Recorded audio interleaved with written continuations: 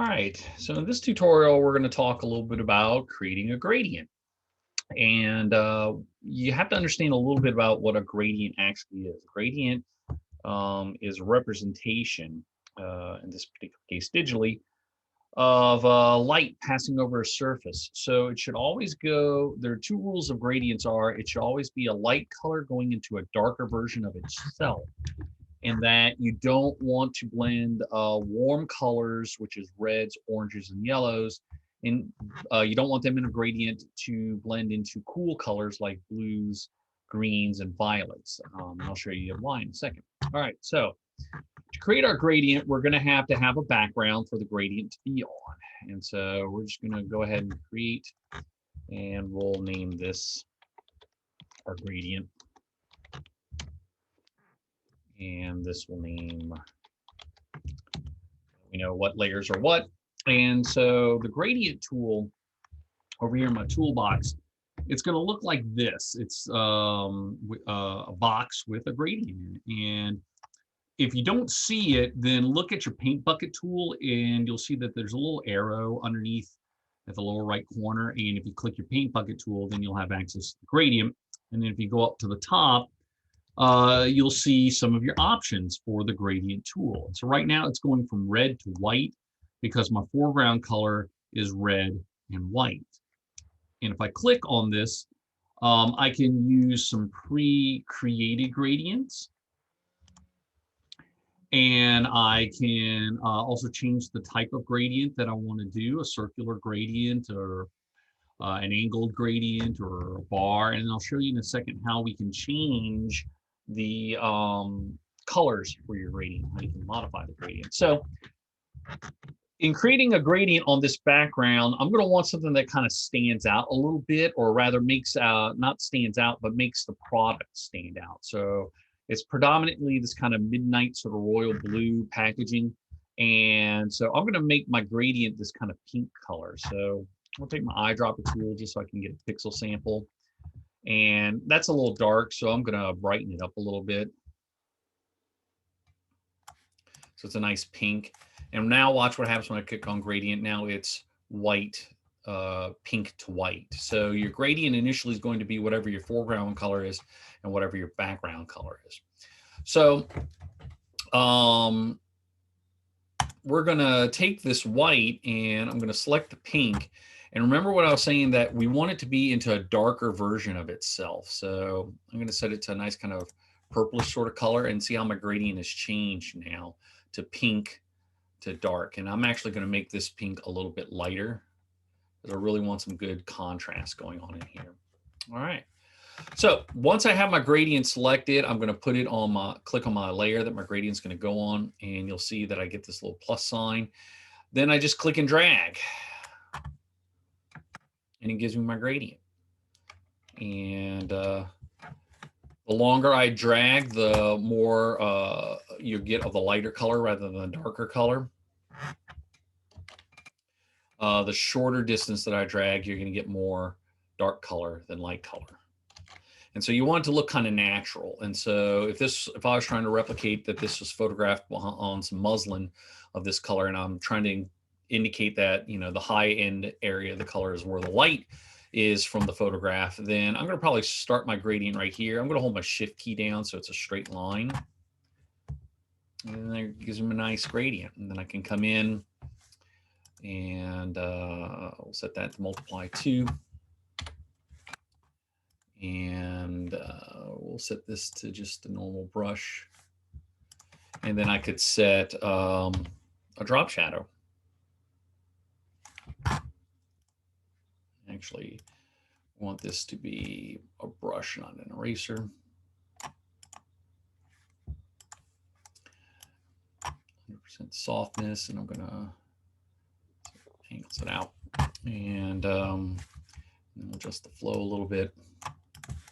So now I'm going to create this kind of shadow to it. And now it looks like it's on this gradient background. And so your gradient, as we're saying, it really should be a lighter color blending into a darker color. So let's create a gradient. That is a bad gradient. And so I'm going to turn this off, turn my shadow off. And like I said, color into a darker version of that color. So if I click on this gradient, we'll leave it pink. But say you do something like you're trying to blend it into a cool color like this kind of turquoise. And let's turn this off so you can see it. So now I'm going to create this gradient, and you get this.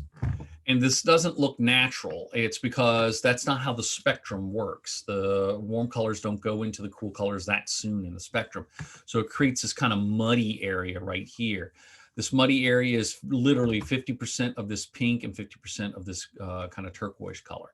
And it's what they call a muted color. So you never want to create a gradient that's a warm color into a cool color, because it's not going to look natural. Natural is either with the spectrum, or like we said, light into a darker version of itself. Okay, so let's take my gradient up here and switch this out. And I'll put my dark color back into it. And we'll click on my gradient tool. So you can create all different kinds of gradients that you want. So you can create a radial gradient, and that makes it look like there's a spotlight into it. And so again, I'm going to drag this out. So it's this kind of spotlight sort of effect. And we'll turn this off for a second so you can see. So it becomes this really soft sort of kind of spotlight. And, you know, the less that you do, the less that you drag, the more dark you're going to get than light. And, you know, part of this is to just, you know, kind of create that illusion that this was photographed in a studio, and the reality is it was not. You created it all in Photoshop. And so that's a nice kind of look for a spiral gradient. I can create angle gradients.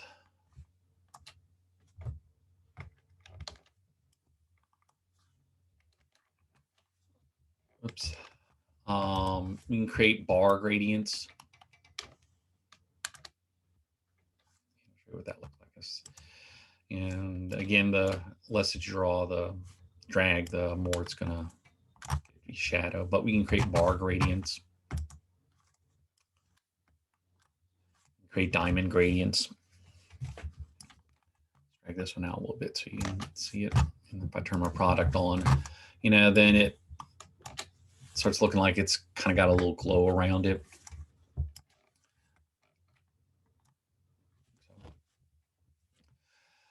We can manipulate the gradient too by just clicking on my color bar up here, and you'll see the gradient editor pops up, and you can create your own custom gradient if you want. So for example, I've got my dark value and my light value here.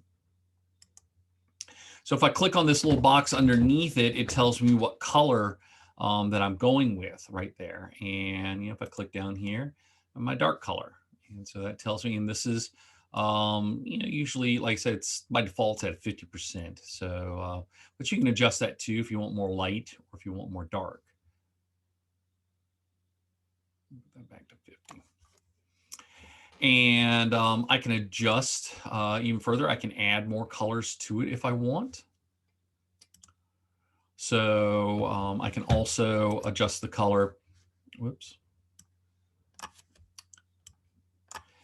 You can add more colors just by clicking underneath it, and that's how you create these kind of bar colors. So now my high end, my light is my blank here. My middle value is the purple here.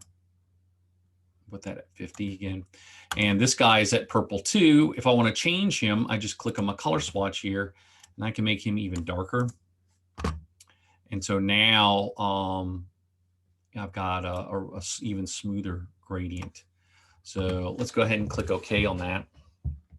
And just click back on my linear gradient. Oops. And see how it gives me an even darker shadow to it. And let's click on that. If I want to delete that dark value, then I just click on the swatch and I drag it away. And now it's back to my original gradient. We'll click OK. And yeah, we're back at our original gradient. So let's click on my gradient swatch again. And most of the stuff like smoothness and noise, you usually want to kind of leave as they are, like solid, keep it to a solid gradient, keep the smoothness at 100%. That's what gives you this nice smooth transition from color to color. But you, of course, can explore that and get lots of kind of really cool transitions to your colors and to your gradients. So you can even create some nice visual effects. So as always, you kind of want to play around with it. And here we go. And that's pretty much it as far as gradients go. And this is pretty much how we create. Oh, wait, actually, I do want to show you this one too. Let's cancel this out. Just to kind of show you. Whoops. So if I hit my gradient tool and I click on my little arrow tool, I can select any number of pre-selected gradients. And so one of the things I want to show you is that you can actually go to what they call transparency. So you can see right here, I've got pink into darker pink, and I got black and gray. Well, look at this one, this middle one. It's pink and it's transparent. So let's click on that. I'll show you what that does. Is that it's going to give you literally like this kind of solid fill. It's not really a gradient per se, but it gives you this kind of a solid fill to things, and that you can also pick any number of pre-created gradients. And I'll sometimes get from students who will be like, oh, well, you said not to create warm colors into cool colors. Well, with this one, they've actually created more of a spectrum sort of look. So it's more of a natural kind of gradient to it. So it's not giving you that muddiness that you would expect. It's, oops, it's a little obnoxious. Here we go. So keep in mind that spectrum kind of look, that it's got to kind of follow like a rainbow sort of spectrum order that the colors go in. And so with this one, they've actually created a range that it goes into. And so, yeah, you can play around with you can play around with ones that have been created for you by Photoshop. And where's the one I want to show you guys? Pastels, that's it. You can use ones that are pre-created for you with Photoshop, or you can create your own and then save your creation into your gradients palette. But that's pretty much how you deal with gradients in Photoshop.